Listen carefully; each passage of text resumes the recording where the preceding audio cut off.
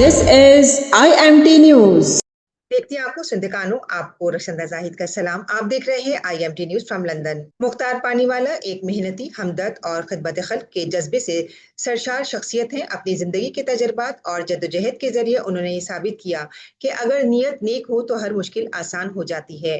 वो बरसों से माजूर अफराद की खिदमत में मसरूफ अमल हैं और इनके मसाइल को समझकर इनके हुकूक के लिए जद्दोजहद कर रहे हैं। उन्होंने मुख्तलिफ फलाही इदारों और समाजी तंजीमों के साथ मिलकर दर्जनों ऐसे मंसूबे मुकम्मल किए जो माजूर अफराद की जिंदगी में आसानी लाएं। इनकी रहनुमाई में दर्जनों लोगों को व्हील चेयर, आले समात, छड़ी, माली मदद और मुख्तलिफ तरबियती मौके फराहम किए गए हैं। मुख्तार पानीवाला की जिंदगी एक मिसाल है कि किसी भी कम्युनिटी की खिदमत दिल से की जाए तो तब्दीली जरूर आती है।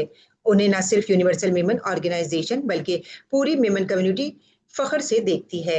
मुख्तार पानीवाला की मुतासिर कुन सवाने उम्री कई अकसाद पर मुश्तमिल है। देखते रहिए और हमारे साथ जुड़े रहिए। आइए देखते हैं part 8। Hello, friends.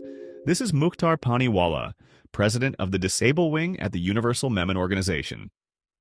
Today, I want to take you on a journey, a ride through the incredible story of trains, from their very beginning right up to the latest magnet-powered wonders. If you've ever sat by a train window and watched the world race by, this episode is for you. Let's imagine it. The year is 1825 and the world is about to change forever. In England, the first public railway service opens, carrying both goods and passengers. At that time, trains were amazing new beasts, huge machines powered by steam. The earliest locomotives, like Stephenson's famous rocket, used boiling water to create steam, which pushed pistons and turned wheels. That's interesting because, for decades, steam ruled the rails. It wasn't just England either.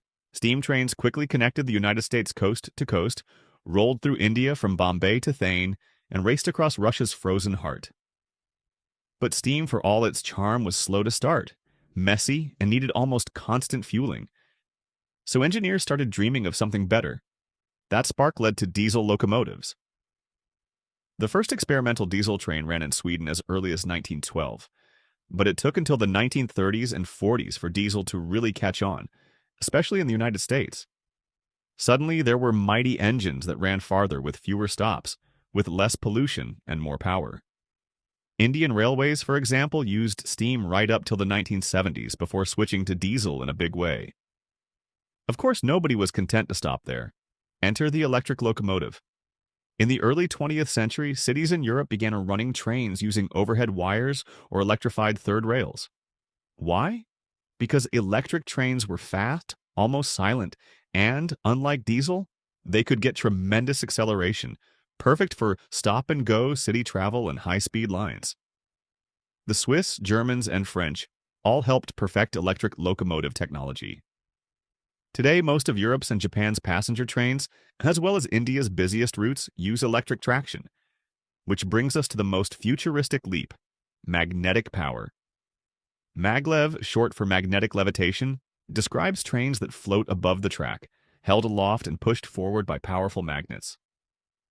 Japan has been a leader here with the Chuo Shinkansen maglev train setting speed records of over 600 kilometers an hour.